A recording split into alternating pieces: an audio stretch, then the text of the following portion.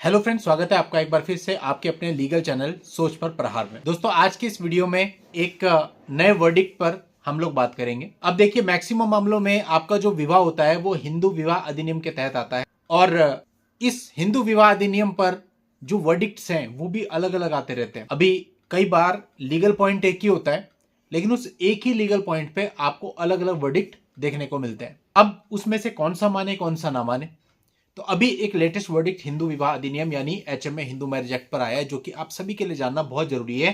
क्योंकि मैंने ये देखा कि जब पति या पत्नी अपनी तरफ से डाइवोर्स फाइल करते हैं तो वो डाइवोर्स के ग्राउंड्स के रूप में इस चीज को लिख रहे हैं, और यहां पर दिल्ली हाई कोर्ट ने क्लियर कह दिया कि इससे कोई फर्क ही नहीं पड़ता, यानी आपकी पिटीशन ही बेकार हो जाएगी अगर आप इस ग्राउंड को लेकर के चल रहे हैं। दोस्तों, आज की इस वीडियो में मैं आपको दो ऐसी चीजें बताने वाला हूं जिस पर लोग रिलाय कर रहे हैं, लेकिन इस मामले में कोर्ट ने दोनों ही चीजों को मानने से इनकार कर दिया। तो दोस्तों, इस वीडियो से आपको काफी कुछ सीखने को मिलेगा। वीडियो में आगे बढ़ने से पहले आपसे कहना चाहूंगा, आपसे निवेदन है कि अगर आपने अभी तक भी चैनल को सब्सक्राइब नहीं किया है तो फटाफट चैनल को सब्सक्राइब कर लें और नोटिफिकेशन बेल पर जरूर क्लिक कर लें, ताकि इस चैनल पर आने वाले सभी वीडियोज, लाइव की जानकारियां आपको निरंतर मिलती रहें।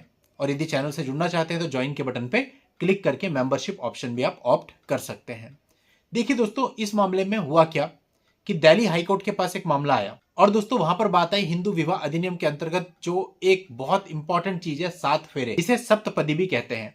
ऐसे आपने कई सारे मामले देखे होंगे जिनमें कहा गया है कि यदि आपके हिंदू विवाह अधिनियम में सप्तपदी नहीं हुई, यानी 7 फेरे की प्रक्रिया पूरी नहीं हुई है, तो वो विवाह अवैध माना जाएगा। अब दोस्तों, इसके बाद ऐसे जो जजमेंट आए, लोगों ने अपनी पिटीशन में लिखना शुरू कर दिया कि हमारे तो 7 फेरे प्रॉपर हुए ही नहीं है, सप्तपदी की क्रिया हमारी हुई नहीं है, इसलिए हमारा विवाह वैध नहीं है। अब दोस्तों, यहां पर दिल्ली हाईकोर्ट ने पहले तो यह क्लियर किया कि अगर आपके विवाह में सप्तपदी नहीं हुई है, 7 फेरे नहीं हुए हैं, तब भी आपका जो विवाह है वो वैध ही होगा, अवैध इससे नहीं हो जाता है।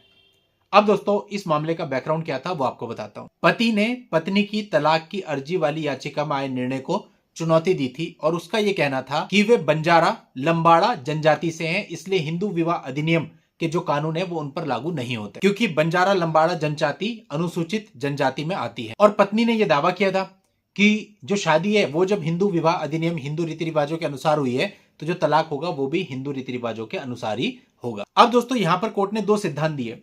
पहला सिद्धांत तो ये कि यदि आपके विवाह में सप्तपदी यानी 7 फेरे की कंप्लीट प्रक्रिया नहीं हुई है तो भी आपका विवाह उससे अवैध नहीं हो जाता, बल्कि वैध ही माना जाएगा। और दूसरा, हिंदू विवाह अधिनियम बंजारा यानी लंबाड़ा जनजाति पर भी लागू होगा। अब दोस्तों, ऐसे भी मेरे पास कई सारे मामले आए जो कि इस जनजाति से संबंधित थे और उनका ये कहना था साहब हमारे ऊपर तो हिंदू विवाह अधिनियम लागू ही नहीं होता। तो दोस्तों, उन लोगों के लिए भी ये वर्डिक्ट बहुत इंपॉर्टेंट है, क्योंकि यहां पर अब बिल्कुल अलग ही कह दिया गया कि भाई इन जनजाति पर भी ये जो कानून है हिंदू विवाह अधिनियम का ये लागू होगा। तो अगर आप भी अपनी डाइवोर्स की पिटीशन में यही ग्राउंड लेकर के चलने वाले थे कि सप्तपदी नहीं हुई है, तो अब इससे ज्यादा फर्क नहीं पड़ेगा। तो इसे आप एज ए सपोर्टिंग स्टेटमेंट में तो रख सकते हो, लेकिन केवल मेनली इसको आधार बना करके आप डाइवोर्स में ना जाएं। तो दोस्तों, उम्मीद करता हूं आपको पूरा मामला समझ में आ गया होगा। इस पूरे मामले का लिंक आपको इस वीडियो के नीचे डिस्क्रिप्शन में मिल जाएगा, वहां जाके आप पूरे मामले की जानकारी ले सकते हैं। आज की इस वीडियो में इतना ही। नेक्स्ट वीडियो में नई जानकारी के साथ मैं आपसे फिर मिलता हूं। तब तक के लिए goodbye and thank you for watching.